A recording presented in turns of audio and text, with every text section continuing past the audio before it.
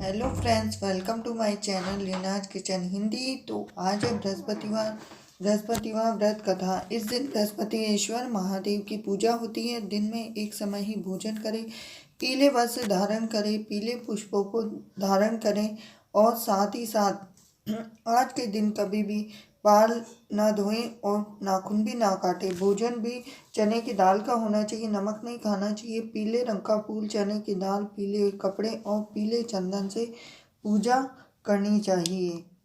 और साथ ही साथ आज का दिन बहुत ही शुभ माना जाता है, तो पूजन के पश्चात कथा सुननी चाहिए। इस व्रत के करने से बृहस्पति जी अति प्रसन्न होते हैं और तथा धन और विद्या का लाभ भी होता है।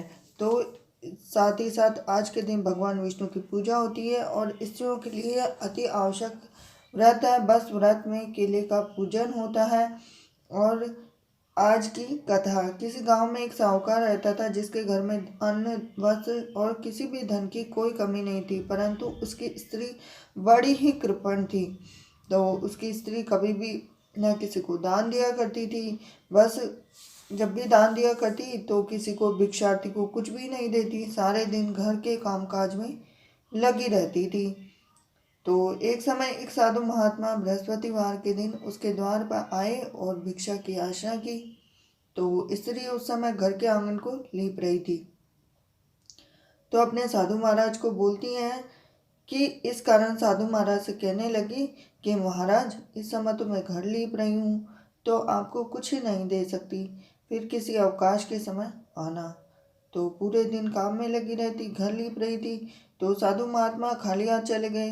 कुछ दिन पश्चात वही साधु महाराज आए, उसी तरह भिक्षा मांगी। तो साहूकारणी उस समय लड़के को खिला रही थी।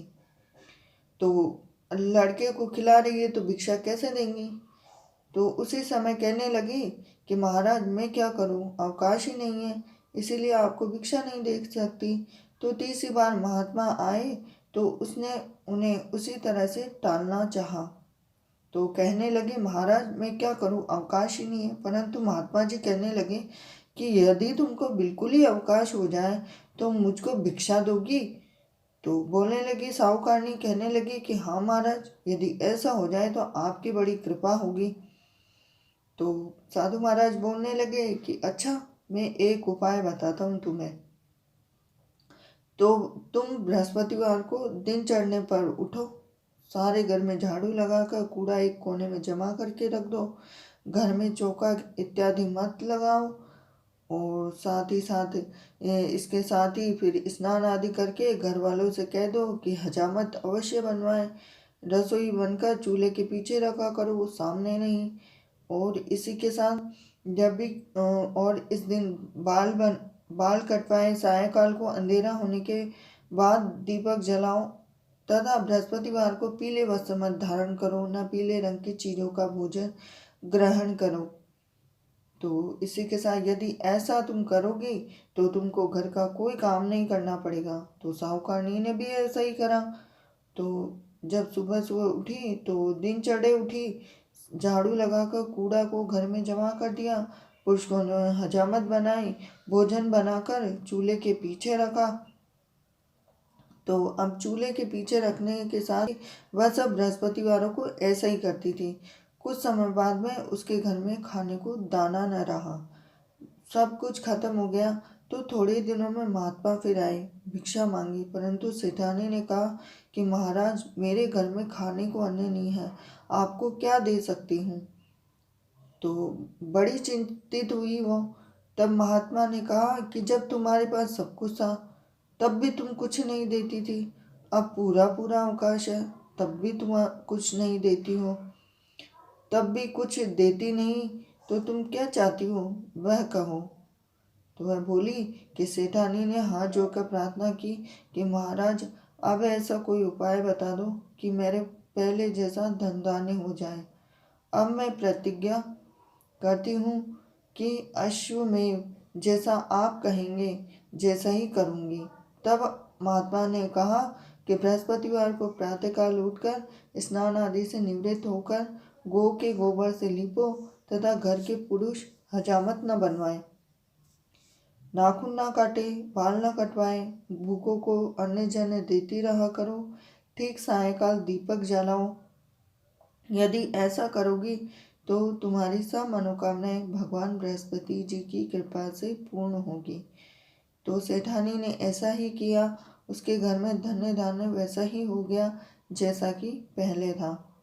तो सेठानी जी बड़ी प्रसन्न हुई। इस प्रकार भगवान बृहस्पति जी की कृपा से अनेक प्रकार के सुख भोगकर दीर्घ काल तक जीवित रही। तो इसी के साथ ये कथा समाप्त होती है। और कथा का दूसरा भाग, इसी के साथ कथा का जो दूसरा भाग है वो इस तरह से है कि कथा बृहस्पतिवार की एक दिन इंद्र बड़े अहंकार से अपने सिंहासन पर बैठे थे। तो बहुत से देवता, ऋषि, गंधर्व, किन्नर आदि सभा में उपस्थित थे। तो एक दिन इंद्र बड़े अहंकार से अपने सिंहासन पर बैठे। तो जिस समय बृहस्पति जी वहाँ पर आए तो सबके सब उनके सम्मान के लिए खड़े हो गए, परंतु इंद्र गर्व के मारे खड़ा न हुआ। तो यद्यपि वह सदैव उनका आदर किया करता था, बृहस्पति जी का अनादर समझते हुए वहां से उठकर चले गए।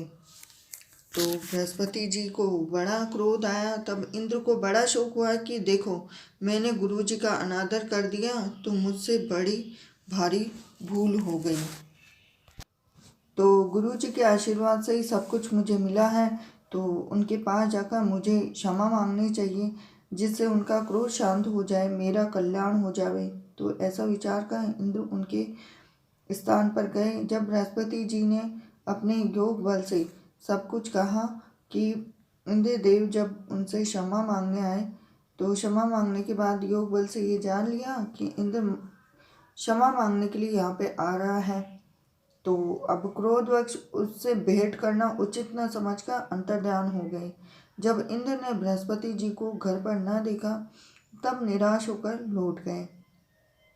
अब इंद्रदेव दैत्यों के राजा वृषवर्मा को यह समाचार विदित हुआ, तो उसने गुरु शुक्राचार्य की आज्ञा से इंद्रपुरी को चारों तरफ से घेर लिया। तो अब दोनों के बीच में गुरु की कृपा न होने के कारण देवता हारने व मार खाने लगे। तब उन्होंने ब्रह्मा जी को विनय पूर्वक सब वृत्तांत सुनाया। अब ब्रह्मा जी के पास गए वो, तो कहा कि महाराज दैत्यों से किसी प्रकार बचाइए। तब ब्रह्मा जी कहने लगे कि तुमने बड़ा अपराध किया है, जो गुरुदेव को क्रोधित किया है। तो इसी के साथ ही उन्होंने बोला कि तुम्हारा कल्याण इसी में हो सकता है कि त्वष्टा ब्रह्मा, जो ब्राह्मण का पुत्र विश्वरूपा बड़ा तपस्वी और ज्ञानी है, उसे अपना पुरोहित बनाओ तो तुम्हारा कल्याण हो सकता है। यह वचन सुनते ही इंद्र त्वष्टा के पास गए और बड़े विनीत भाव से त्वष्टा से कहने लगे। तो कहने लगे कि आप हमारे पुरोहित बनिए जिससे हमारा कल्याण हो। तब त्वष्टा ने उत्तर दिया कि पुरोहित बनने से तपोबल घट जाता है,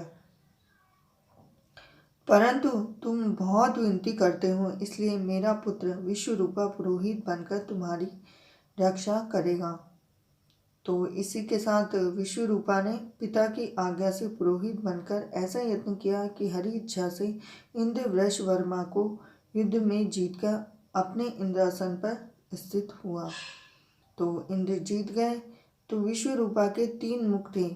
एक मुख से तो सोमपली लता का रस निकल रहा था, दूसरे मुख से निकल रहा था। तो इंद्र ने कुछ दिनों उपरांत कहा कि मैं आपकी कृपा से यज्ञ करना चाहता हूँ। जब विश्वकर्मा की आज्ञानुसार यज्ञ प्रारंभ हो रहा था, तब एक दैत्य ने विश्वकर्मा से कहा कि तुम्हारी माता दैत्य की कन्या है। तो दैत्य की कन्या है, इस कारण हमारे कल्याण के निमित्त एक आहुति दैत्यों के नाम पर भी दे दीजिए तो बहुत ही उत्तम होगा। तो इसी के साथ कहते कहते विश्वरूपा उस दैत्य का कहा मानकर आहुति देते समय दैत्य नाम भी धीरे से लेने लगे। इसी कारण यज्ञ करने से देवताओं का तेज नहीं बढ़ा। तो इंद्र ने यह वृत्तांत जानते ही क्रोधित होकर विश्वरूपा के 3 सिर काट डाले। सिर काटने के साथ ही मद्यपान करने से भंवरा, सोमपली पीने से कबूतर और अन्न खाने से मुख से तीतर बना और इसी के साथ विश्व रूपा के मरते ही इंद्र का स्वरूप ब्रह्म हत्या के प्रभाव से बदल गया। देवताओं के 1 वर्ष पश्चाताप करने पर ब्रह्म हत्या का पाप न छूटा तो उन्होंने सब देवताओं के प्रार्थना करने पर ब्रह्मा जी बृहस्पति जी के सहित वहां गए। उस ब्रह्म हत्या के 4 भाग किए, उनमें से 1 भाग पृथ्वी को दे दिया और दूसरा भाग इसी कारण कहीं कहीं धरती ऊंची नीची बीज बोने लायक भी नहीं होती। साथ ही ब्रह्मा जी ने यह वरदान दिया कि जहाँ पृथ्वी में गड्ढा होगा वहीं पर कुछ समय पाकर स्वयं भर जाएगा, और दूसरा वृक्षों को दिया जिसमें उनमें गोंद बनकर बहता है। इस कारण गूगल के अतिरिक्त सब गोंद अशुद्ध समझे जाते हैं। कुछ समय भर जाएगा तो वृक्षों को यह वरदान दिया कि ऊपर से सूख जाने पर जड़ फिर से फूट जाती हैं। फूटने के साथ तीसरा भाग स्त्रियों को दे दिया कि इसी कारण हर महीने रजस्वला होकर पहले दिन चांडालनी, दूसरे दिन ब्रह्मघातिनी और तीसरे दिन धोबिन के समान रहकर चौथे दिन शुद्ध होती है। शुद्ध होने के साथ ही इसी के साथ और संतान प्राप्ति का उनको वरदान दिया। चौथा भाग जल को दिया जिससे फेन और सिवाल आदि जल के ऊपर आ जाते हैं, और आ जाने के साथ ही इसी के साथ जल को यह वरदान मिला कि जिस चीज में डाला जाएगा वह बोझ में बढ़ जाएगी। इस प्रकार इंद्र को ब्रह्म हत्या के पाप से मुक्त करा दिया, और मुक्त कराने के साथ ही जो मनुष्य इस कथा को पढ़ता है या सुनता है उसके सब पाप बृहस्पति जी महाराज की कृपा से नष्ट हो जाते हैं।